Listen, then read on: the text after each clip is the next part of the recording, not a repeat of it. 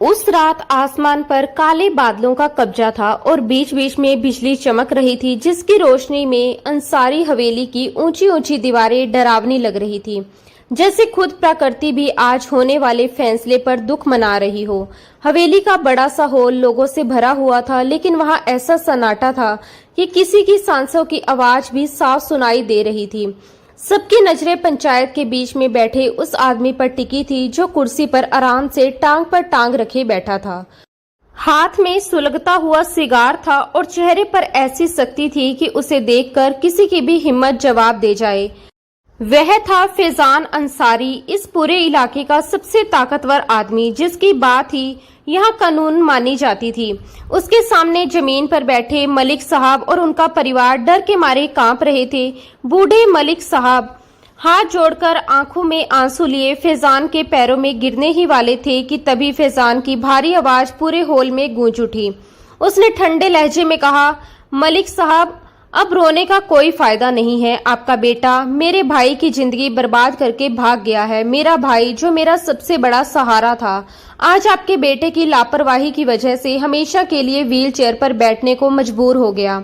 अब आप माफी मांगने आए हैं, लेकिन क्या आपकी माफी मेरे भाई को पहले जैसा बना सकती है?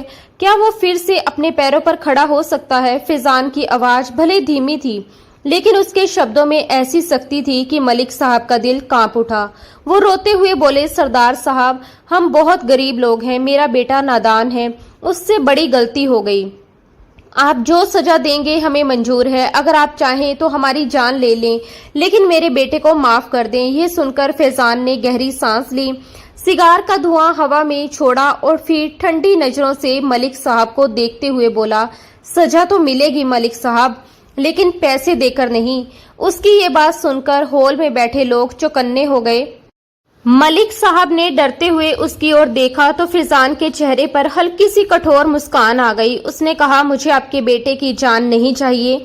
वो तो वैसे भी भागा हुआ है और उसे मैं ढूंढ ही निकालूंगा, लेकिन मेरे भाई की बर्बादी, जिंदगी का हिसाब आपकी बेटी चुकाएगी। फैजान की ये बात सुनते ही वहां जैसे तूफान आ गया। मलिक साहब घबराकर चिल्ला उठे, नहीं सरदार साहब, मेरी बेटी अभी बहुत छोटी है।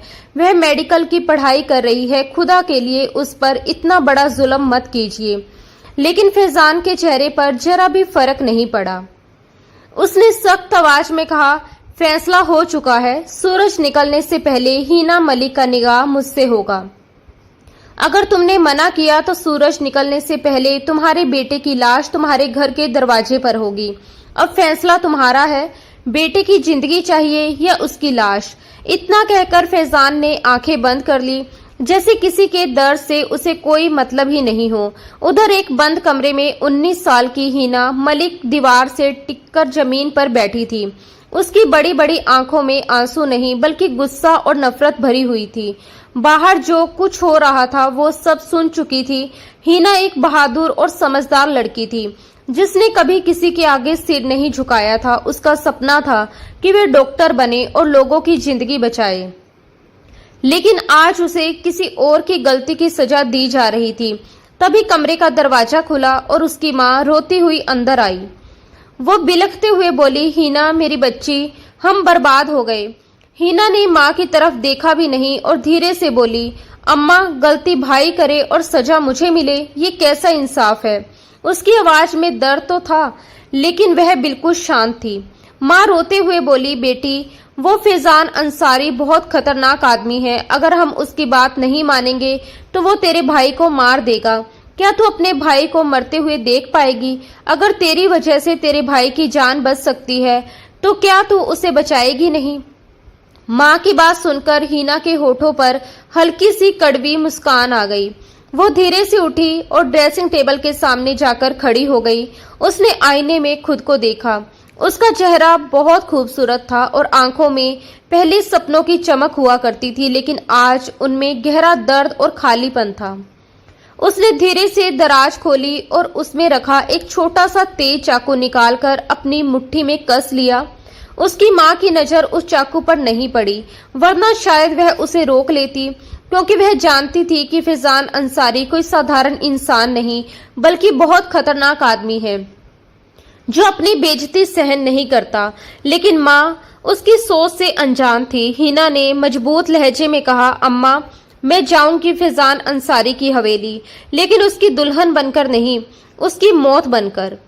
वो सोचता है कि वह मुझे मजबूर कर लेगा, मुझ पर जुल्म करेगा, लेकिन आज रात उसे पता चल जाएगा कि उसने किस लड़की से दुश्मनी मोल ली है। उसकी आवाज में इतना गुस्सा था कि उसकी माँ भी डर गई। वो उसे रोकने के लिए आगे बढ़ी, लेकिन फिर रुक गई, क्योंकि उस समय उसके दिल में सिर्फ अपने बेटे की जान बचाने का ख्याल था। एक पल के लिए वह मजबूर और स्वार्थी बन गई थी, क्योंकि हिना निगाह के लिए तैयार हो चुकी थी और इसका मतलब था कि उसके बेटे की जान बच जाएगी। हालांकि एक माँ होने के नाते वो अपनी बेटी का दर्द महसूस कर रही थी, लेकिन वह ये भी जानती थी कि उसकी बेटी बहुत हिम्मती और शायद वह फैजान अंसारी के जुल्म को कभी चुपचाप सहने वाली नहीं है। कुछ ही घंटों बाद एक मस्जिद में निगाह की रस्म रखी गई। वहां ना ढोल था, ना शहनाई और ना ही किसी तरह की खुशी, बस हर तरफ डर और खामोशी फैली हुई थी। हिना ने काले रंग का एक सादा सा जोड़ा पहन रखा था। उसके पास ना कोई जेवर था और ना ही चेहरे पर कोई मेकअप। वो बिल्कुल ऐसे बैठी थी जैसे किसी मासूम को कुर्बानी के लिए लाया गया हो। काजी की आवाज पूरी मस्जिद में गूंजी, क्या आपको फैजान अंसारी बिन अंसारी वक्त के साथ इतने हक मेहर के बदले ये निगाह कबूल है? हिना ने धीरे से नजर उठाकर सामने सोफे पर बैठे फैजान को देखा। फैजान भी उसे ही देख रहा था। उसकी आंखों में जीत का घमंड था और होठों पर एक ऐसी मुस्कान थी जिसमें जुल्म की तसल्ली छिपी हुई थी।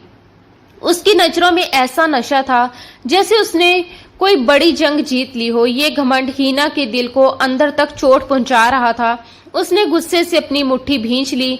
कबूल है, ये सिर्फ दो शब्द नहीं थे, बल्कि ऐसा जहर था जिसे उसने अपने परिवार के खातिर पी लिया था। जैसे ही निगाह नामे पर दस्तक हुए, फैजान तुरंत खड़ा हो गया और धीरे धीरे चलते हुए हिना के पास आया। उसका कद 6 फुट से भी ज्यादा था। चौड़े कंधे, काली शर्ट और काली पैंट पहने हुए उसकी शर्ट की आस्तीनें कोहनी तक मुड़ी हुई थी। कॉलर के 2 बटन खुले हुए थे। अगर हालात अलग होते तो शायद हिना भी मानती कि वह देखने में बहुत आकर्षक था, लेकिन इस समय वह उसे किसी खतरनाक दैत्य जैसा लग रहा था। वह हिना के सामने आकर खड़ा हुआ और सिर्फ एक शब्द बोला, चलो। ये शब्द छोटा था, लेकिन उसमें साफ हुक्म छुपा था और ये बात हिना के दिल में जहर की तरह उतर गई। हिना बिना किसी की तरफ देखे खड़ी हो गई। उसने अपने माँ बाप से गले लगना भी जरूरी नहीं समझा, क्योंकि उनकी मजबूरी ने उसे अंदर से तोड़ दिया था। वह चुपचाप फैजान के पीछे पीछे बाहर आ गई, जहां कई गाड़ियां खड़ी थी। फैजान ने एक गाड़ी का दरवाजा खोला और उसे बैठने का इशारा किया। हिना बिना कुछ बोले गाड़ी में बैठ गई और फैजान ड्राइविंग सीट पर बैठ गया। थोड़ी ही देर में गाड़ी मस्जिद से निकलकर अंधेरी सड़कों पर दौड़ने लगी। पूरे रास्ते दोनों के बीच गहरी खामोशी रही, ऐसी खामोशी जो बहुत कुछ कह रही थी। हिना के मन में कई ख्याल आ रहे थे। एक पल को उसका दिल चाहा कि वह गाड़ी का दरवाजा खोलकर कूद जाए और अपनी जिंदगी खत्म कर दे, लेकिन अगले ही पल उसने खुद को संभाल लिया, क्योंकि वह इतनी कमजोर नहीं थी कि डर कर हार मान ले। वो हालात का सामना करने वाली लड़की थी। फैजान मजबूती से स्टीयरिंग पकड़कर सड़क पर नजरें टिकाए गाड़ी चला रहा था। अचानक उसने चुप्पी तोड़ी और सख्त आवाज में बोला, तुम्हारे दिमाग में जो भी चल रहा है उसे अभी भूल जाना बेहतर होगा। अब तुम अंसारी हवेली की मलकियत हो। तुम्हारी हर सोच और हर सांस पर अब सिर्फ और सिर्फ मेरा हक है। मैं अपनी मलकियत को अपने तरीके से इस्तेमाल करता हूँ। मलकियत शब्द सुनते ही हिना के अंदर आग भड़क उठी। वह तुरंत उसकी तरफ मुड़ी और गुस्से में बोली, मैं कोई जायदाद नहीं हूँ जिसे तुमने खरीद लिया हो। मैं एक इंसान हूँ और तुम जैसे लोग ये बात कभी नहीं समझ सकते। उसकी बात सुनते ही फैजान ने अचानक ब्रेक लगा दिए और गाड़ी सुनसान सड़क के बीच रुक गई। हिना का दिल जोर से धड़कने लगा। फैजान धीरे धीरे उसकी तरफ मुड़ा। उसकी आंखों में गुस्सा साफ दिखाई दे रहा था। वह थोड़ा झुका और इतना करीब आ गया कि हिना को उसकी गर्म सांसें अपने चेहरे पर महसूस होने लगी। वह धीमी लेकिन सख्त आवाज में बोला, जुबान संभाल कर बात करो मिसेस फैजान अंसारी। मेरी हवेली में और मेरे सामने ऊंची आवाज में बोलने की सजा बहुत सख्त होती है। मैं कैसा हूँ, दरिंदा या इंसान, ये तुम्हें वक्त बताएगा, लेकिन फिलहाल इतना समझ लो कि तुम मेरी कैदी हो और कैदी हुक्म देने वालों से बहस नहीं करते। इतना कहकर उसने धीरे से हिना के चेहरे पर आई लट को उंगली से हटाकर कान के पीछे कर दिया। लेकिन हिना ने नफरत से अपना चेहरा झटक दिया और गुस्से में बोली, ना मैं तुम्हारी कैदी हूँ और ना मैं तुम्हारी मलकियत। मुझे तुम्हारी ताकत से कोई डर नहीं लगता। उसका चेहरा गुस्से से लाल हो गया और वह बिल्कुल शेरनी की तरह डटकर खड़ी थी। फैजान के लिए ये बात बिल्कुल नई थी, क्योंकि आज तक किसी ने उसके सामने इस तरह आंख उठाकर बात करने की हिम्मत नहीं की थी, और यहाँ हिना सीधे उसे चुनौती दे रही थी। उसकी आंखों में गुस्सा साफ दिखाई देने लगा, लेकिन माहौल में अब एक नई टकराहट जन्म ले चुकी थी। फैजान की आंखें गुस्से से लाल हो गई थी। अगले ही पल उसने हिना की गर्दन पकड़कर उसे अपनी ओर खींच लिया और जबरदस्ती उसके होठों पर झुक गया। हिना ने खुद को छुड़ाने की बहुत कोशिश की, लेकिन फैजान की पकड़ इतनी मजबूत थी कि वह कुछ भी नहीं कर पाई। कुछ पल बाद वह उससे पीछे हटा तो हिना के नाजुक होठ से खून की एक छोटी सी बूंद निकल आई थी और उसके आंखों में आंसू भी बह रहे थे। हिना ने तुरंत अपने होठ को हाथ से रगड़कर साफ किया और गुस्से से उसे घूरने लगी। उसका मन कर रहा था कि सामने बैठे इस बेरहम इंसान का गला दबा दे, लेकिन वह जानती थी कि अभी जल्दबाजी करना सही नहीं होगा। फैजान के होठों पर एक ठंडी मुस्कान आ गई। उसने धीमी आवाज में कहा, अब शायद तुम्हें समझ आ गया होगा कि तुम पर मेरा कितना हक है और मैं तुम्हारे साथ क्या कर सकता हूँ। अभी तो ये बस शुरुआत है, आगे आगे देखना क्या होता है। Welcome to hell. इतना कहकर उसने गाड़ी फिर से स्टार्ट कर दी। हिना ने गुस्से में अपना चेहरा खिड़की की तरफ कर लिया।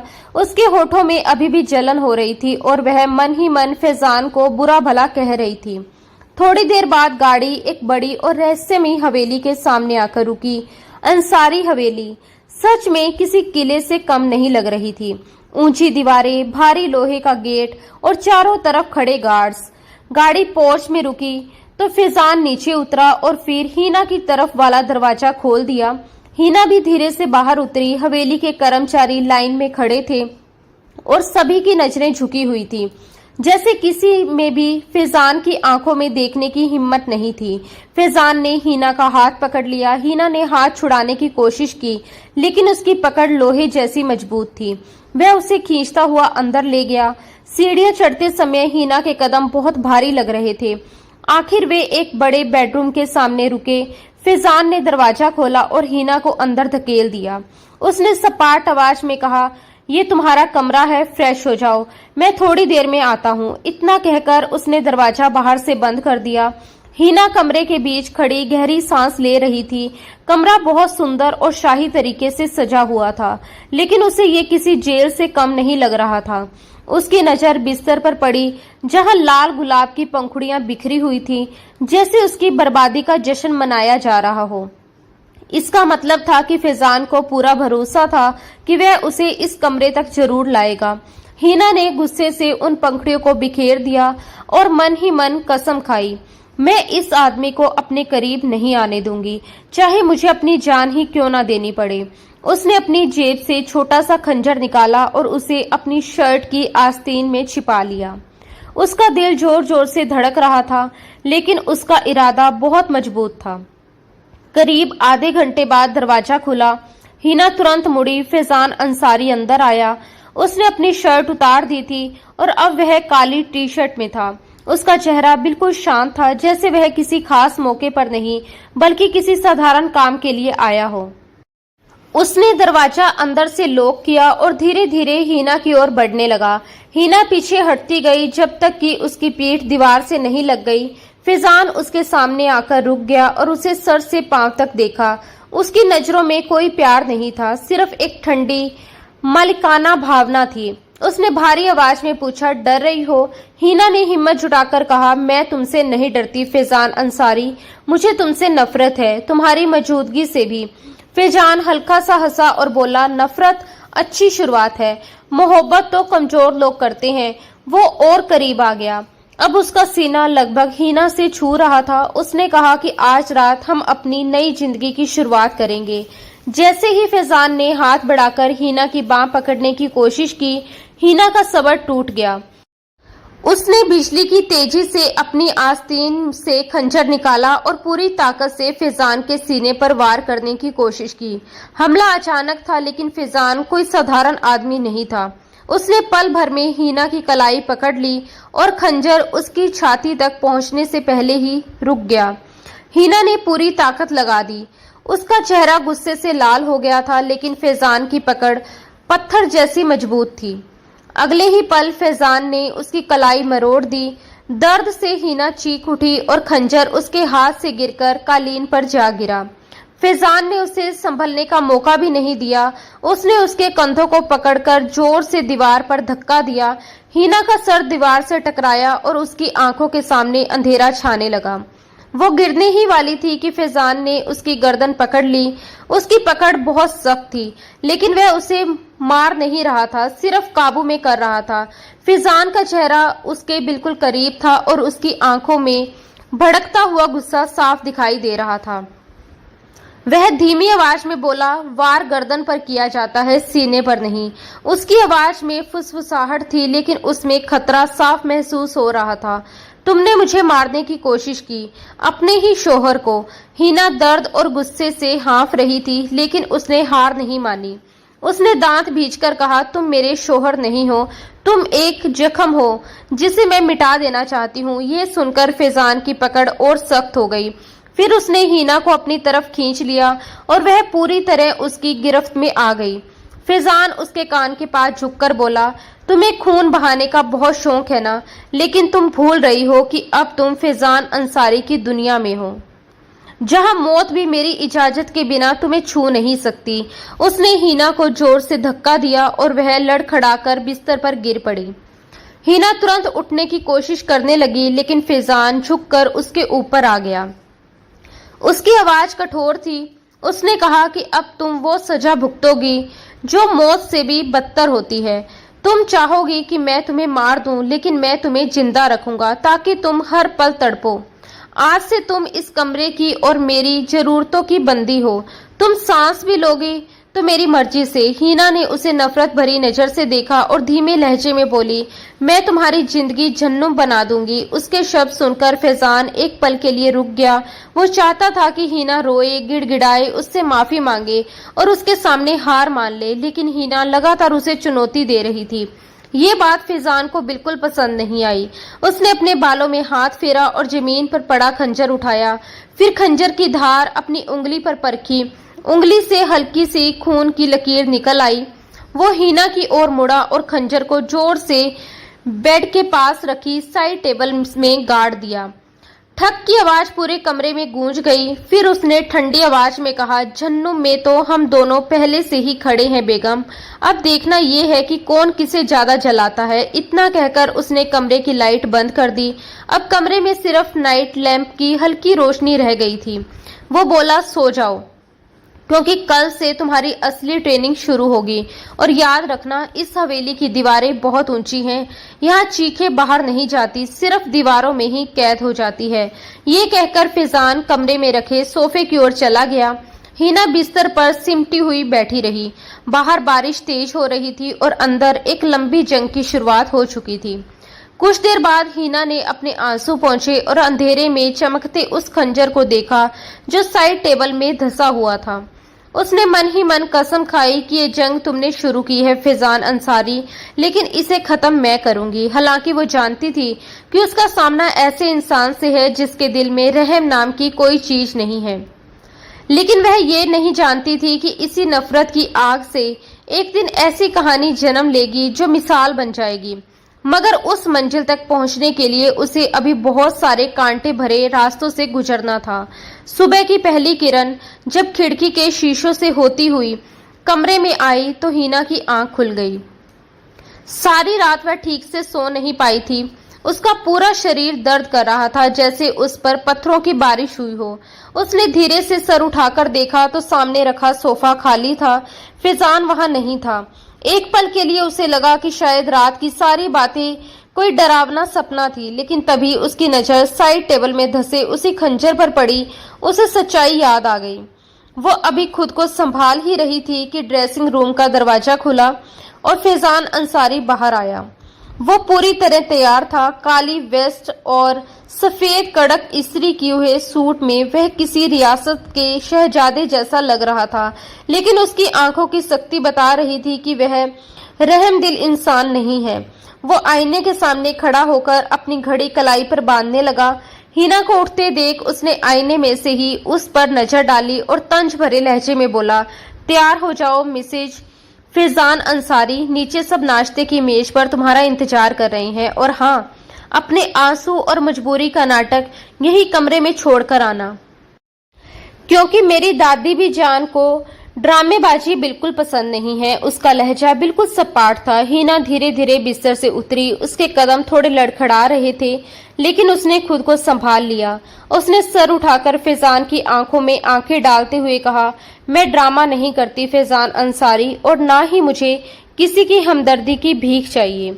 मैं नीचे जरूर जाऊंगी ताकि तुम्हारे परिवार को भी पता चले कि तुम कितने बुज़दिल हो, जो अपनी जिद के लिए एक बेगुनाह लड़की को ढाल बनाकर यहाँ ले आए। ये सुनते ही फैजान के हाथ रुक गए। वह पलटा और 2 कदम में उसके पास आकर खड़ा हो गया। उसने हिना का बाजू इतनी जोर से पकड़ लिया कि उसकी उंगलियां उसके हाथ में धंस गई। वह सख्त आवाज में बोला, मेरी हवेली में रहकर मेरी ही परवरिश पर सवाल उठा रही हो। लगता है कल रात का सबक भूल गई हो। फिर उसने उसका हाथ पकड़कर कहा, नीचे चलो, तुम्हें दिखाता हूँ कि जिनके गुनाहों का बोझ तुम उठा रही हो उन्होंने कैसी तबाही मचाई है। इतना कहकर वह लगभग उसे घसीटता हुआ कमरे से बाहर ले गया। हिना ने कोई विरोध नहीं किया, क्योंकि वह अपनी ताकत बचाकर रखना चाहती थी। बड़ी बड़ी सीढ़ियां उतरते समय उसे लगा जैसे वह किसी जंग के मैदान में जा रही हो। डाइनिंग हॉल में गहरी खामोशी थी। मेज के सिरहाने एक बुजुर्ग महिला बैठी थी। चेहरे पर झुर्रियां थी, लेकिन रोब ऐसा कि किसी की भी जुबान बंद हो जाए।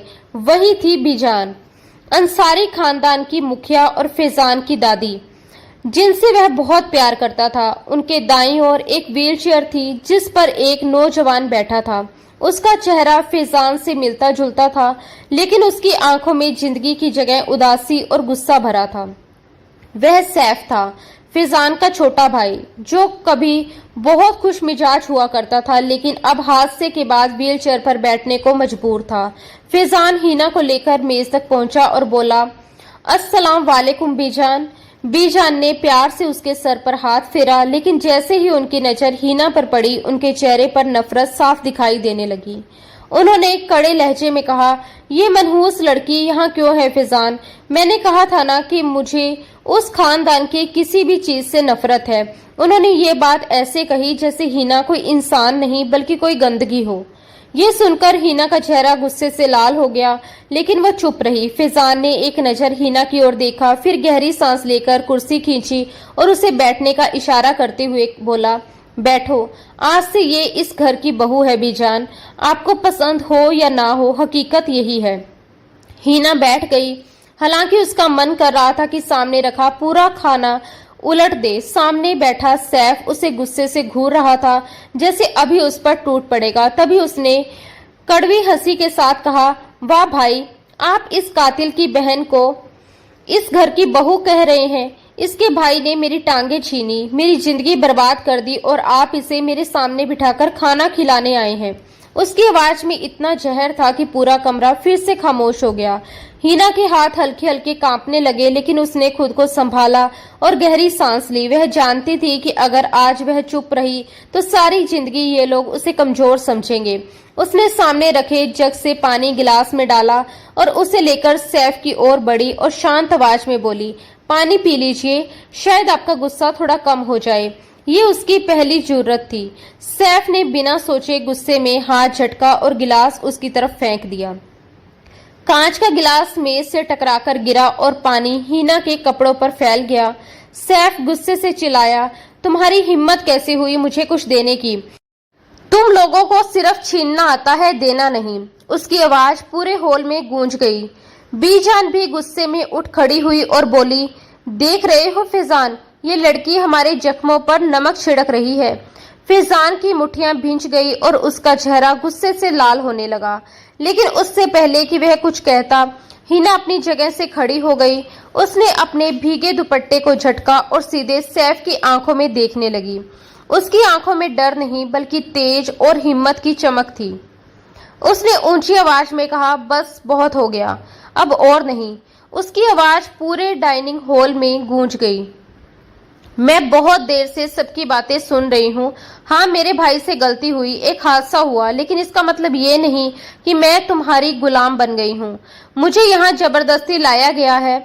फिर उसने उंगली उठाकर सैफ की तरफ इशारा किया और कहा, और आप अपनी अपंगता का सहारा लेकर पूरी दुनिया से हमदर्दी चाहते हैं। असली मर्द वो नहीं होता जो गिरकर दूसरों को कोसता रहे। असली मर्द वो होता है जो गिरने के बाद फिर से खड़ा होने की हिम्मत करे।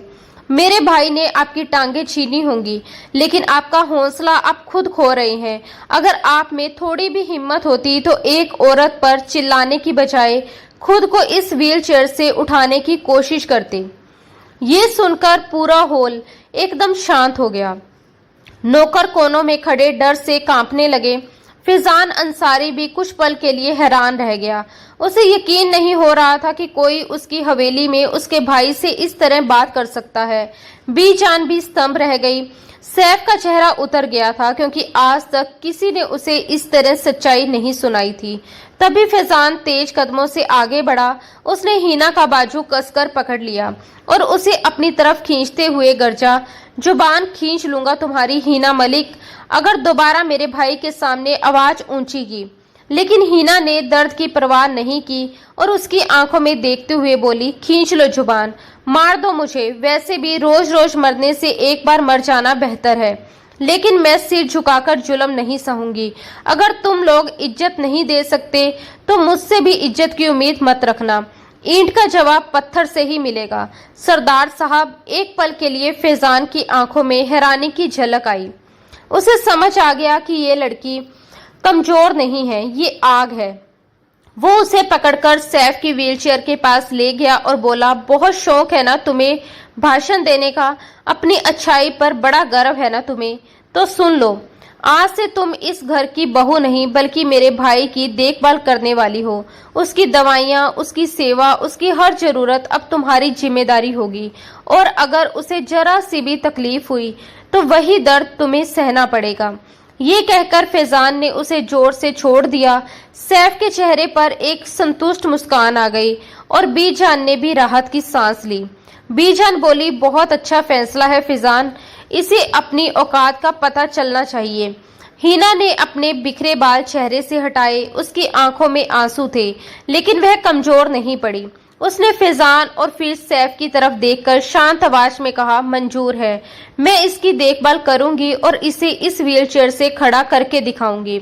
इसलिए नहीं कि ये तुम्हारा हुक्म है, बल्कि इसीलिए कि मैं तुम्हें साबित कर सकूं कि मैं किसी की जिंदगी बर्बाद करने वाली नहीं बल्कि उसे संभालने वाली हूँ। लेकिन याद रखना फैजान अंसारी, जिस दिन ये अपने पैरों पर खड़ा हो गया उस दिन मैं तुमसे अपनी आजादी छीन लूंगी। तुम मुझे यहाँ हमेशा कैद नहीं रख सकोगे। इतना कहकर वह मुड़ी और किचन की तरफ चली गई ताकि सफाई का सामान ला सके। फैजान चुपचाप उसे जाते हुए देखता रहा। उसके दिल में एक अजीब सी बेचैनी उठ रही थी। वह हिना को तोड़ना चाहता था, उसे झुकाना चाहता था, लेकिन हर बार वह और मजबूत होकर सामने खड़ी हो जाती थी। फैजान धीरे से बुदबुदाया, ये लड़की मुझे पागल कर देगी या खुद पागल हो जाएगी। सैफ ने बेचैनी से कहा, भाई आपने इसे मेरे ऊपर क्यों छोड़ दिया, ये तो मुझे ही मार देगी। फैजान ने उसके कंधे पर हाथ रखते हुए कहा, नहीं सैफ, ये तुम्हें मारेगी नहीं बल्कि तुम्हें जीना सिखाएगी, क्योंकि जिद का इलाज जिद से ही होता है। मैं देखना चाहता हूँ कि इसकी हिम्मत कब तक मेरे सामने टिकती है। इतना कहकर वह वहां से चला गया, लेकिन हवेली के माहौल में तनाव अभी भी बाकी था। उधर किचन में खड़ी हिना ने अपने हाथ से आंसू पोंछे और मन ही मन कहा, तुमने जंग का नया मोर्चा खोल दिया है फैजान अंसारी। अब देखना कि मैं इस जंग को कैसे जीतती हूँ। मैं सैफ को चलना सिखाकर दिखाऊंगी और फिर तुम्हारे घमंड को भी इसी व्हील चेयर पर बिठा दूंगी। अब ये सिर्फ एक घर की कहानी नहीं रह गई है, बल्कि दो मजबूत इरादों की टक्कर बन चुकी थी। जहां नफरत की आग में एक नई कहानी जन्म लेने वाली थी, अंसारी हवेली में हिना मलिक को आए अब पूरा 1 महीना हो चुका था और इस 1 महीने में हवेली का माहौल बिल्कुल बदल गया था। जो लड़की पहले दिन यहाँ डरी सहमी हिरनी की तरह लाई गई थी, वही अब निडर शेरनी बनकर पूरे घर में छा गई थी। हिना ने अपनी फिजियोथेरेपी की पढ़ाई को सिर्फ एक डिग्री नहीं माना, बल्कि उसे अपना हथियार बना लिया था। अब हवेली की सुबह परिंदों की आवाज से नहीं, बल्कि सैफ की दर्द भरी चीखों और हिना की सख्त हिदायतों से होती थी। हवेली का पिछला लॉन जो पहले सूना रहता था, अब एक ट्रेनिंग ग्राउंड बन चुका था। वहां व्हील चेयर पर बैठा सैफ गुस्से से तड़पता रहता और सामने हिना पसीने से भीगी हुई, हाथ में टाइमर पकड़े किसी सख्त ट्रेनर की तरह खड़ी होती। वह मजबूत आवाज में कहती, 5 मिनट सैफ, ये वजन आपको उठाना ही पड़ेगा, चाहे आपकी बाजू टूट ही क्यों ना जाए। सैफ गुस्से में डंबल घास पर फेंक देता और चिल्लाकर कहता, मैं नहीं करूंगा, दफा हो जाओ यहाँ से। तुम मुझे मारना चाहती हो, अपने भाई का बदला ले रही हो। उसका चेहरा गुस्से से लाल हो जाता, लेकिन हिना बिना घबराए झुकती, डंबल उठाती और फिर उसके हाथ में पकड़ा देती। वह शांत लहजे में कहती, अगर मुझे बदला लेना होता तो मैं आपको इसी व्हील चेयर पर बैठा रहने देती, ताकि आप सारी जिंदगी दूसरों पर निर्भर रहते। ये जो आपकी मांसपेशियों में दर्द हो रहा है, ये जिंदगी की निशानी है, मौत की नहीं। और रही बात मारने की, तो डॉक्टर मरीज को मारते नहीं, उसे नई जिंदगी देते हैं। और बदकिस्मती से मैं आपकी डॉक्टर हूँ। हिना की आवाज नरम नहीं थी, लेकिन उसमें सच्चाई और दृढ़ता थी। सैफ नफरत से उसे देखता, मगर उसकी आंखों में देखने वाले मजबूत इरादे के सामने मजबूर होकर फिर से डंबल उठाने लगता। ऊपर टेरेस पर खड़ा फैजान अंसारी हाथ में कॉफी का मग लिए ये सब देख रहा था। उसका चेहरा हमेशा की तरह सख्त था, लेकिन आंखों में एक अजीब सी चमक थी। वो सोच रहा था कि जिस लड़की को उसने अपने भाई की जिंदगी में सिर्फ सजा देने के लिए लाया था, वही अब उसी भाई को दोबारा खड़ा करने के लिए दिन रात मेहनत कर रही है। उसका तरीका सख्त था, लेकिन फैजान भी मान चुका था कि इतने समय से जो सुधार किसी डॉक्टर ने नहीं किया, वह हिना 1 महीने में कर रही थी।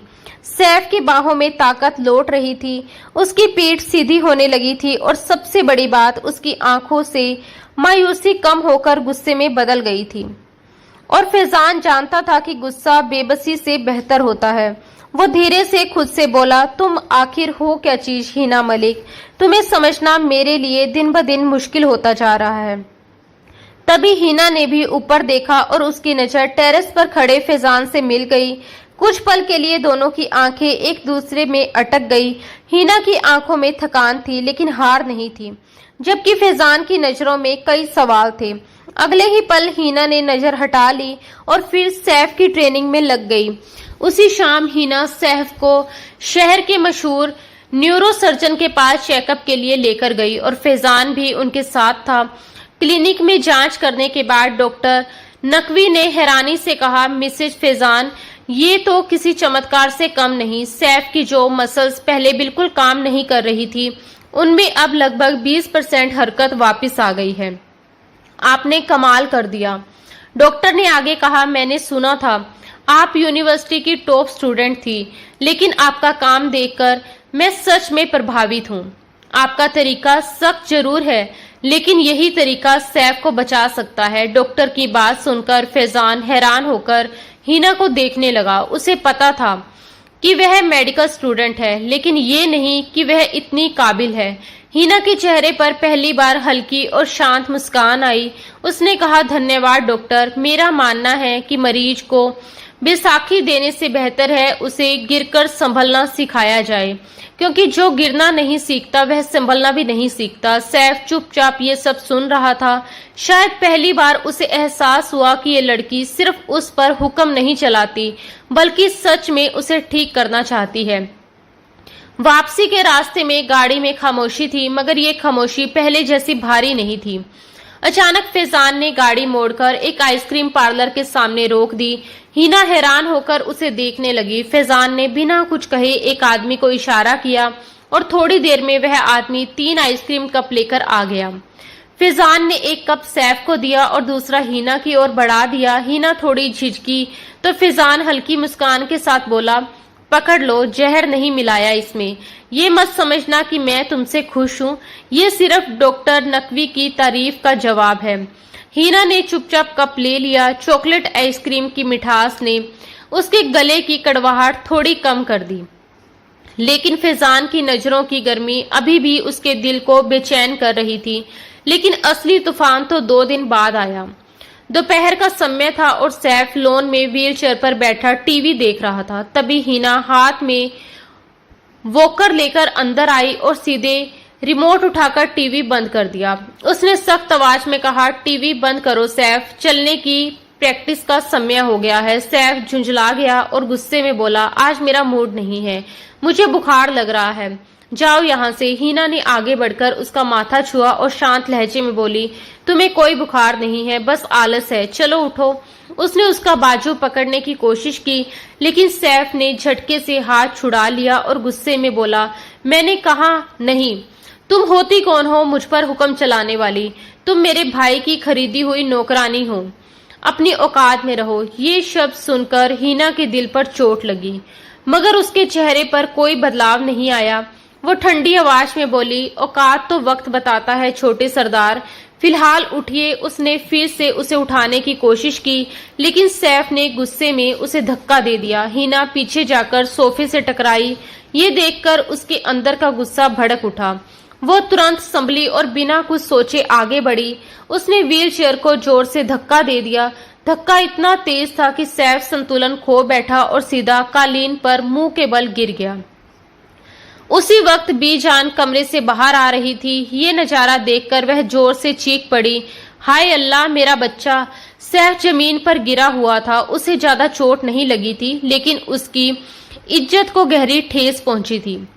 बीजान घबराकर उसकी तरफ दौड़ी और उसे उठाने लगी और गुस्से से कांपती आवाज में बोली, तुमने इसे गिरा दिया, मेरे अपाहिज पोते को गिरा दिया। हिना वहीं खड़ी रही।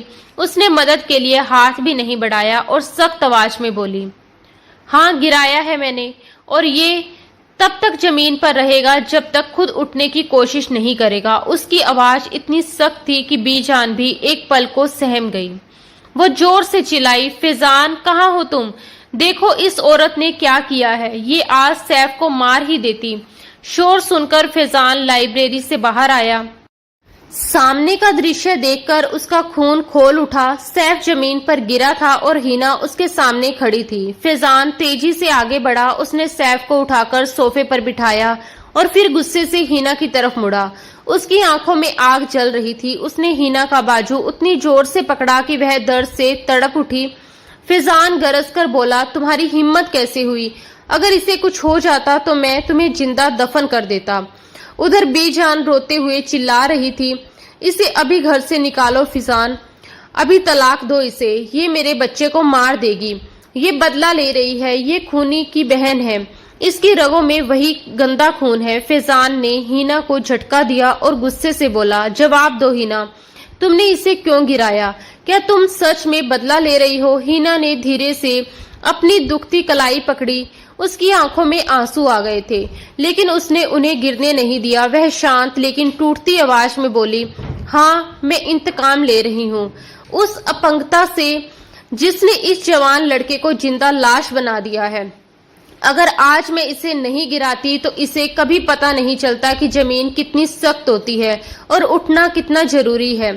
जब बच्चा चलना सीखता है तो माँ उसे गिरने देती है। फिजान अंसारी उसे हमेशा गोद में नहीं उठाए रखती। उसने आगे कहा, आप लोग इसे प्यार के नाम पर कमजोर बना रहे हैं। आपकी ये हमदर्दी इसे कभी चलने नहीं देगी। अगर आज मैंने इसे सहारा दिया तो ये हमेशा सहारे का मोहताज रहेगा। मैं डॉक्टर हूँ, कातिल नहीं, लेकिन कभी कभी मरीज को बचाने के लिए चीरा लगाना पड़ता है। उसकी आवाज भर आई। बीजान गुस्से से चिल्लाई, मुझे तुम्हारी ये बातें नहीं सुननी फिजान, मैं कह रही हूँ इसे अभी तलाक दो, वरना मैं इस घर में नहीं रहूंगी। फिजान उलझन में पड़ गया। एक तरफ दादी का हुक्म और भाई की हालत थी, दूसरी तरफ हिना की आंखों में दिखती सच्चाई। तभी सोफे पर बैठा सैफ धीरे से बोला, नहीं बीजान, सब हैरानी से उसकी तरफ देखने लगे। सैफ की आंखें नम थी, वह हीना को देख रहा था। उसने कहा, भाई इसे मत निकालो। जब मैं गिरा था तो पहली बार मुझे गुस्सा आया कि मैं खुद क्यों नहीं उठ सकता। पहली बार लगा कि मुझे अपने पैरों की जरूरत है।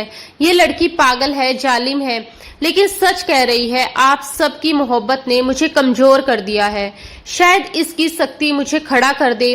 सैफ की बात सुनकर बीजान चुप हो गई।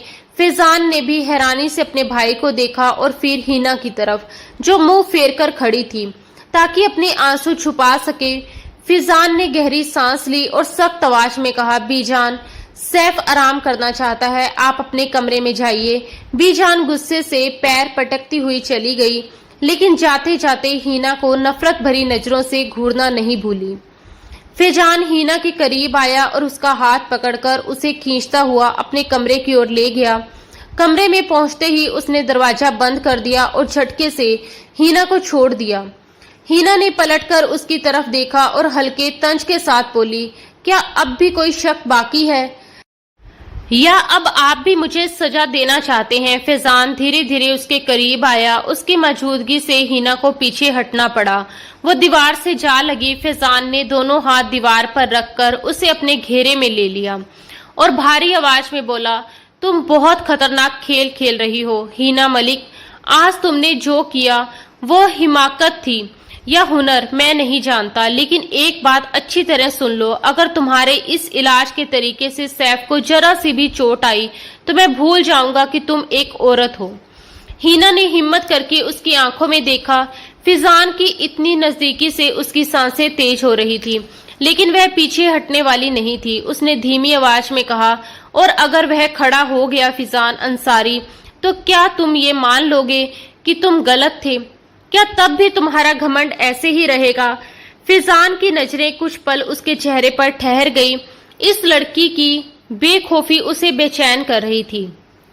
नफरत के बावजूद उसमें एक अजीब सी कशिश थी जो उसे हीना की तरफ खींच रही थी। वह थोड़ा और झुका और धीमे स्वर में बोला, अगर वह सच में खड़ा हो गया हीना, तो मैं वो करूंगा जो फिजान अंसारी ने आज तक कभी नहीं किया। मैं तुम्हारे सामने अपना सर झुका दूंगा। ये सुनकर हीना का दिल जोर से धड़क उठा। उसने धीमे से कहा, मुझे तुम्हारे झुकने की जरूरत नहीं, मुझे सिर्फ अपनी आजादी चाहिए। फिजान के होठों पर हल्की मगर रहस्यमयी मुस्कान आ गई। वो उसके कान के पास झुककर फुसफुसाया, आजादी?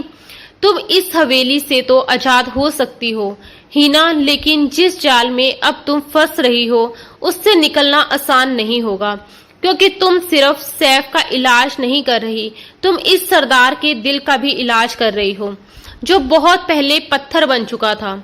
इतना कहकर फिजान पीछे हट गया और कमरे से बाहर चला गया। हीना हैरान और उलझन में डूबी हुई वहीं खड़ी रह गई। कुछ पल बाद वह धीरे धीरे दीवार के सहारे नीचे बैठ गई। उसका दिल बहुत तेजी से धड़क रहा था। उसने अपने सीने पर हाथ रखते हुए खुद से पूछा, ये क्या था? ये आदमी आखिर चाहता क्या है? कभी वह उसे धमकाता था और कभी ऐसी बातें कर जाता था जो उसके दिल को हिला देती थी। हीना समझ चुकी थी कि ये लड़ाई अब सिर्फ अहंकार की नहीं रही, ये भावनाओं की जंग बन चुकी थी और इस जंग में जीत और हार का फैसला करना सबसे मुश्किल था। बाहर रात गहरी हो चुकी थी, लेकिन अंसारी हवेली के भीतर दो दिलों के बीच सुलगती हुई आग अभी भी बुझी नहीं थी। समय गुजरता गया और देखते ही देखते 6 महीने और बीत गए, मगर हीना की आमद से उठी हलचल अब अपने सबसे बड़े मोड़ पर पहुंचने वाली थी। उस दिन हवेली का लॉन एक ऐतिहासिक पल का गवाह बनने वाला था। मौसम सुहाना था, ठंडी हवा चल रही थी, लेकिन वहां खड़े हर इंसान की सांसें थमी हुई थी। एक तरफ व्हील चेयर खड़ी थी और दूसरी तरफ सैफ अपने पैरों पर खड़ा था। उसकी टांगें कांप रही थी, माथे पर पसीना था, मगर आंखों में हिम्मत और जिद चमक रही थी, जो हीना ने पिछले साल में उसमें भर दी थी। कुछ दूरी पर खड़ी हीना उसे ध्यान से देख रही थी। उसका चेहरा बिल्कुल शांत था, जैसे पत्थर की मूर्ति हो। उसने दृढ़ आवाज में कहा, एक कदम और सैफ, सिर्फ एक कदम। बरामदे में खड़ी बीजान दुपट्टे का कोना पकड़े हुए दुआ कर रही थी। सैफ ने गहरी सांस ली, अपने दांत भींचे और धीरे धीरे एक पैर आगे बढ़ाया, फिर दूसरा और फिर तीसरा।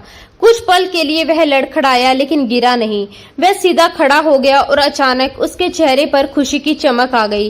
वो जोर से चिल्लाया, मैं चल रहा हूँ, मैं चल रहा हूँ। उसकी खुशी भरी आवाज पूरी हवेली में गूंज गई। बीजान दौड़कर आई और उसे गले से लगा लिया। उनकी आंखों से आंसू बह रहे थे। वह बार बार कह रही थी, मेरा बच्चा, मेरा शेर। नौकर इधर उधर दौड़कर मिठाइयां बांटने लगे और पूरी हवेली में जश्न का माहौल छा गया। जश्न के उस शोर और भीड़ के बीच दो लोग बिल्कुल खामोश खड़े थे। एक हिना, जिसके होठों पर थकी हुई लेकिन सुकून भरी मुस्कान थी, और दूसरा फैजान अंसारी, जो ऊपर टेरेस से ये सब देख रहा था। उसकी नजरें सैफ पर नहीं बल्कि हिना पर टिकी हुई थी। वो अच्छी तरह जानता था कि सैफ का चलना इस बात का ऐलान है कि हिना का मिशन पूरा हो चुका है और अब उसका वादा निभाने का वक्त आ गया। हिना ने भी एक पल के लिए ऊपर देखा। फैजान की गहरी काली आंखें उसी को देख रही थी। आज उन नजरों में ना गुस्सा था, ना मालिकाना हक, बल्कि एक अजीब सी उदासी, जैसे खामोश सी गुजारिश थी। एक पल के लिए हिना का दिल डोल गया। उसे लगा जैसे उसके कदम यहीं रुक जाएं। उसी इंसान के पास जिसने उसे कभी कैद किया था लेकिन फिर भी अजीब तरह की सुरक्षा का एहसास दिया था। मगर अगले ही पल उसकी इज्जत, उसका टूटा हुआ स्वाभिमान और बीते दिनों की कड़वाहट उसके सामने खड़ी हो गई।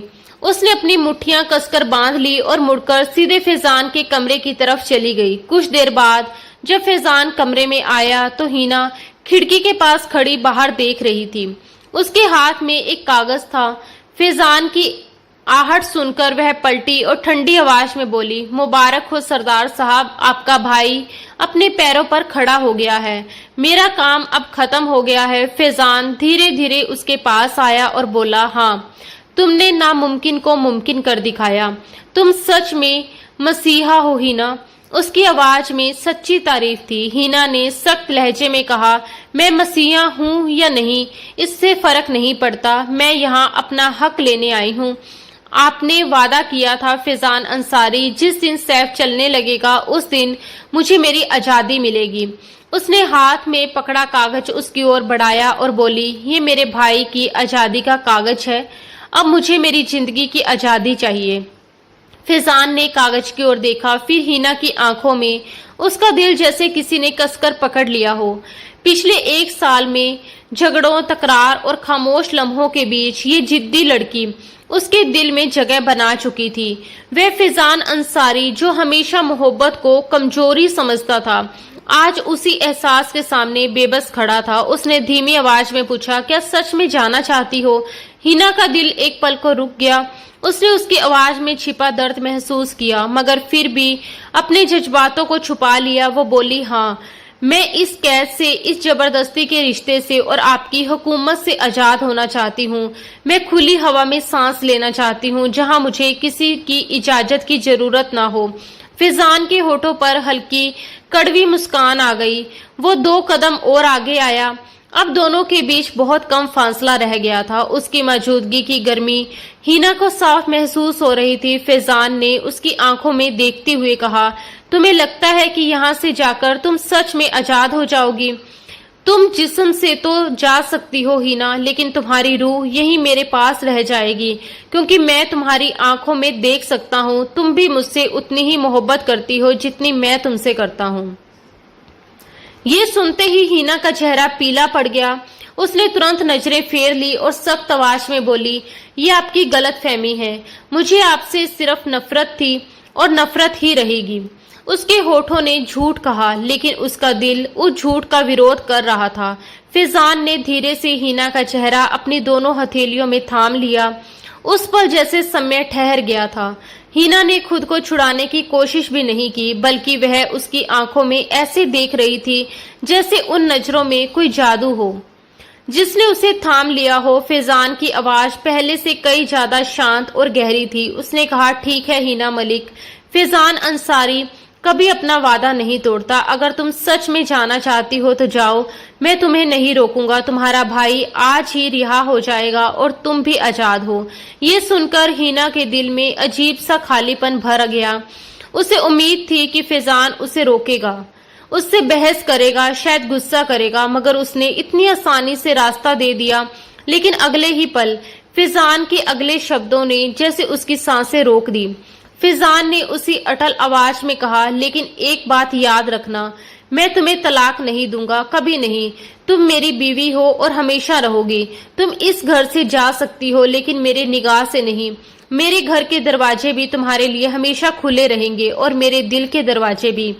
जिस दिन तुम्हारा अहंकार हार जाए, जिस दिन तुम्हें समझ आ जाएगा कि तुम्हारे दिल में जो आग है वो नफरत नहीं बल्कि इश्क है, उस दिन लौट आना। मैं इंतजार करूंगा, चाहे उम्र भर करना पड़े।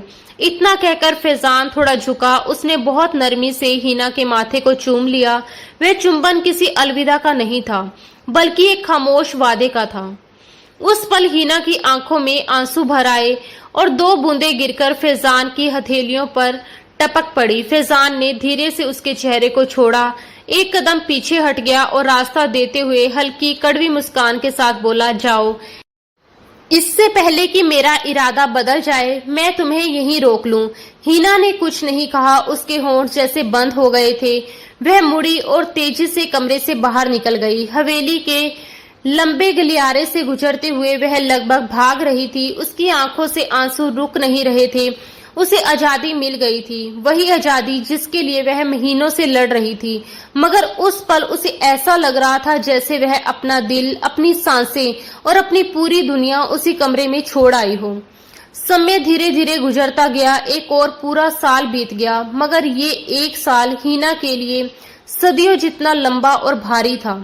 वो अपने घर वापस आ गई थी। उसका भाई भी आजाद होकर लौट आया था और ऊपर से सब कुछ ठीक लग रहा था, मगर उसके दिल के अंदर एक खालीपन बस गया था। उसने शहर के एक बड़े अस्पताल में फिजियोथेरेपिस्ट के तौर पर काम शुरू कर दिया। दिन भर वह मरीजों के बीच रहती, खुद को काम में इतना उलझाए रखती कि सोचने का मौका ही ना मिले। मगर जैसे ही रात होती, वह अपने कमरे में अकेली होती। फिजान की यादें उसे चारों तरफ से घेर लेती। जिस आजादी को पाने के लिए उसने इतना संघर्ष किया था, वही आजादी अब उसे बोझ लगने लगी थी। उसे हर रात फैजान का वह जुमला याद आता, तुम जिस्म से तो जा सकती हो, मगर तुम्हारी रूह यहीं मेरे पास रह जाएगी। और सच में उसे महसूस होता कि उसका दिल वहीं रह गया। कभी उसे फैजान की आवाज याद आती, कभी उसकी आंखों की गहराई, कभी उसकी सांसों की गर्मी, और सबसे ज्यादा वह पल जब उसने उसके माथे को चूमकर उसे जाने दिया था। वो स्पर्श उसके दिल में हमेशा के लिए बस गया था। दूसरी तरफ फैजान की जिंदगी भी बदल गई थी। वो अब भी वही ताकतवर सरदार था, मगर उसके चेहरे की रौनक खत्म हो चुकी थी। उसकी आंखों की चमक जैसे कहीं खो गई थी। वह पहले से ज्यादा खामोश रहने लगा था। हवेली वही थी, लोग वही थे, मगर उसके अंदर एक खालीपन बस गया था जिसे कोई भर नहीं पा रहा था। एक दिन हिना अस्पताल में अपनी ड्यूटी पर थी और मरीजों का राउंड ले रही थी कि अचानक उसका मोबाइल बज उठा। स्क्रीन पर सैफ का नाम चमक रहा था। हिना का दिल जोर से धड़क उठा। उसने जल्दी से फोन उठाया। उधर से सैफ की घबराई हुई और रोती हुई आवाज आई, भाभी भाभी, बहुत बुरा हो गया, भाई का एक्सीडेंट हो गया है, बहुत बुरी हालत में है। उसकी आवाज रोते रोते टूट रही थी। ये सुनते ही हिना के पैरों तले जमीन खिसक गई। उसके हाथ कांपने लगे। उसने घबराकर पूछा, कौन सा अस्पताल? सैफ ने उसी अस्पताल का नाम लिया जहां हिना खुद काम करती थी। ये सुनते ही हिना पागलों की तरह दौड़ पड़ी। उस पल वह डॉक्टर नहीं थी, वह सिर्फ एक बीवी थी जिसकी दुनिया उसका शौहर था। वह अस्पताल के लंबे कॉरिडोर में दौड़ती हुई आईसीयू की तरफ भाग रही थी। उसकी सांसें तेज चल रही थी। दुपट्टा कंधे से फिसल गया था और आंखों से आंसुओं का सैलाब बह रहा था। वह बार बार दुआ कर रही थी, या अल्लाह, इन्हें बचा लीजिए, मैं सब हार गई, मेरी जिद भी, मेरी आन भी, बस इन्हें बचा लीजिए। वो जल्दी से उस कमरे के दरवाजे तक पहुंची और घबराकर दरवाजा खोल दिया। अंदर का दृश्य देखकर उसके कदम लड़खड़ा गए। बेड पर फैजान लेटा हुआ था। उसकी आंखें बंद थी और उसके ऊपर सफेद चादर पड़ी थी। पास में सैफ खड़ा रो रहा था। ये दृश्य देखकर हिना की टांगों ने जवाब दे दिया। वह लड़खड़ाते हुए आगे बढ़ी और सीधे फैजान के सीने पर गिर पड़ी। वे बेकाबू होकर रोने लगी और कहने लगी, फैजान उठिए, आप मुझे छोड़कर नहीं जा सकते। मैंने कहा था ना कि मैं आपसे नफरत करती हूँ, वो झूठ था। मैं आपके बिना जी नहीं सकती। खुदा के लिए आंखें खोलिए, मैं वापिस आ गई हूँ, अब कभी नहीं जाऊंगी। वह फूट फूट कर रो रही थी, उसके कपड़े पकड़कर उसे हिलाती जा रही थी। तभी अचानक कमरे में हंसी की आवाज गूंजी। हिना चौंक गई। उसने सर उठाकर देखा तो सैफ, जो अभी रो रहा था, वह जोर जोर से हंस रहा था। उसी पल बेड पर पड़ा हुआ जिस्म भी हिला और फैजान अंसारी ने अपनी आंखें खोल दी। उसकी आंखों में कोई दर्द नहीं था, बल्कि शरारत और मोहब्बत की चमक थी। वह मुस्कुराते हुए बोला, तो आखिरकार डॉक्टर साहिबा मान ही गई कि उन्हें मुझसे मोहब्बत है। हिना कुछ पल तक बिल्कुल स्तंभ खड़ी रही। उसकी आंखें बार बार सैफ और फैजान के बीच घूम रही थी। पहले उसने सैफ को देखा जो हंस रहा था, फिर उसकी नजर फैजान पर गई जिसके होठों पर भी हल्की मुस्कान थी। धीरे धीरे उसके दिमाग ने समझना शुरू किया कि अभी जो कुछ भी हुआ वो सच नहीं था, वो सब एक नाटक था। कोई एक्सीडेंट नहीं हुआ था, कोई मौत का खतरा नहीं था। सैफ ने शरारत से आंख मारी और मुस्कुराते हुए बोला, सॉरी भाभी, मगर क्या करें, भाई रोज आपकी याद में घुल रहे थे और आप मान ही नहीं रही थी, इसलिए हमें ये छोटा सा एक्सीडेंट वाला ड्रामा करना पड़ा। इतना कहकर उसने हंसते हुए पीछे कदम बढ़ाए और बोला, अब आप दोनों आराम से बात कीजिए, मैं चलता हूँ। फिर वह अपनी जान बचाने के अंदाज में तेजी से कमरे से बाहर भागा और जाते जाते दरवाजा भी बंद कर गया। अब कमरे में सन्नाटा था और उस सन्नाटे में सिर्फ दो लोग खड़े थे, हिना और फैजान। कुछ ही पल पहले जो डर और घबराहट हिना के चेहरे पर थी, वो अब धीरे धीरे गुस्से में बदलने लगी। उसके चेहरे का रंग बदल गया, उसकी आंखों में आंसुओं की जगह आग सी चमकने लगी। वो धीरे धीरे फैजान से दूर हटी और गुस्से से बोली, आप दोनों ने मुझसे झूठ बोला, मेरे जज्बातों के साथ खेला। आपको अंदाजा भी है मुझ पर क्या गुजरी। मुझे लगा कि मैं आपको हमेशा के लिए खो चुकी हूँ। उसके शब्द कांप रहे थे, मगर उनमें दर्द और गुस्सा दोनों भरे हुए थे। अगले ही पल वह गुस्से में फैजान के पास आई और उसके सीने पर मुक्के मारने लगी। आप बहुत बुरे हैं फैजान अंसारी, बहुत बुरे। मैंने सोचा था कि आप। उसकी आवाज रोते रोते टूट गई। मैं वापस जा रही हूँ अभी इसी वक्त। फैजान पहले तो उसे देखता रहा, फिर उसके चेहरे पर हल्की सी हंसी आ गई। उसने तुरंत उसके दोनों हाथ पकड़ लिए ताकि वह खुद को चोट ना पहुंचा सके। फिर एक ही झटके में उसे अपनी तरफ खींच लिया, अपनी बाहों में कसकर थाम लिया। हिना ने खुद को छुड़ाने की कोशिश की, मगर उसकी ताकत फैजान के सामने कम पड़ गई। फैजान की आवाज अब पहले से कई ज्यादा गंभीर और गहरी थी। उसने धीरे से कहा, अब कहीं नहीं जा सकती तुम। बहुत हो गई तुम्हारी जिद और तुम्हारी मनमानियां। तुमने आजादी मांगी थी और मैंने दे दी थी।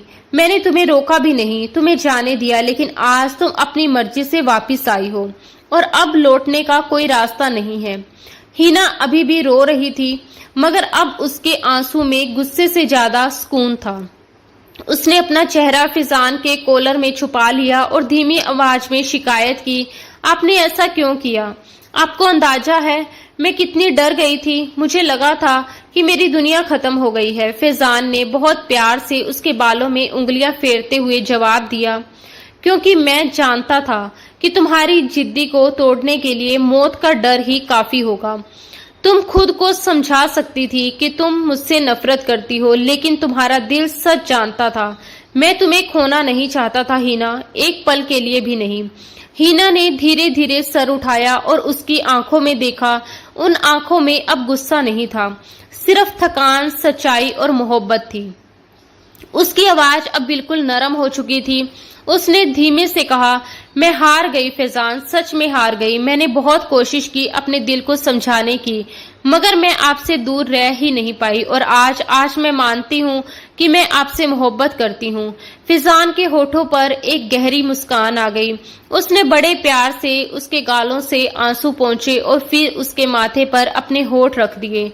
कुछ पल वह यूं ही उसे अपने करीब थामे रहा, फिर बहुत धीमी और सच्ची आवाज में बोला, मोहब्बत में कोई हार या जीत नहीं होती मेरी जान, यहाँ दोनों को खुद को मिटाना पड़ता है। तुम मेरी कैद में नहीं आई हो, बल्कि आज तुमने मुझे हमेशा के लिए अपना बंदी बना लिया है। ये सुनकर हिना के होठों पर भी हल्की सी मुस्कान आ गई।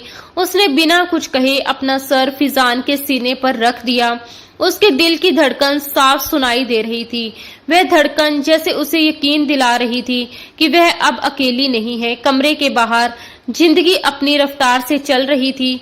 लोग आ जा रहे थे, आवाजें गूंज रही थी, मगर उस कमरे के अंदर समय जैसे ठहर गया था। दो दिल जो कभी गलत फहमियों, जिद और नफरत के कारण एक दूसरे से दूर हो गए थे, आज फिर से एक हो चुके थे। कभी जो रिश्ता बदले और मजबूरी से शुरू हुआ था, वही रिश्ता अब सच्ची मोहब्बत में बदल चुका था। नफरत का जो छोटा सा बीज कभी उनके दिलों में बोया गया था, वह अब एक विशाल और घने प्यार के पेड़ में बदल चुका था। उस पेड़ की छांव में अब उन्हें अपनी पूरी जिंदगी साथ बितानी थी, बिना डर के, बिना जिद के, सिर्फ मोहब्बत के साथ। दोस्तों, आज की ये प्यारी और रोमांटिक कहानी आपको कैसी लगी, हमें कमेंट बॉक्स में जरूर बताइए। अगर कहानी पसंद आई हो तो वीडियो को लाइक जरूर करें और अपने दोस्तों के साथ भी शेयर करें। अगर आप हमारे चैनल पर नए हैं तो ऐसी ही और दिल को छू लेने वाली रोमांटिक कहानियां सुनने के लिए हमारे चैनल को सब्सक्राइब जरूर कर लें और बेल आइकन भी दबा दें, ताकि हमारी हर नई कहानी का नोटिफिकेशन आपको सबसे पहले मिले। तो दोस्तों, मिलते हैं बहुत जल्द एक और नई खूबसूरत और रोमांस से भरी कहानी के साथ। तब तक के लिए खुश रहिए और मुस्कुराते रहिए। धन्यवाद दोस्तों। राधे राधे।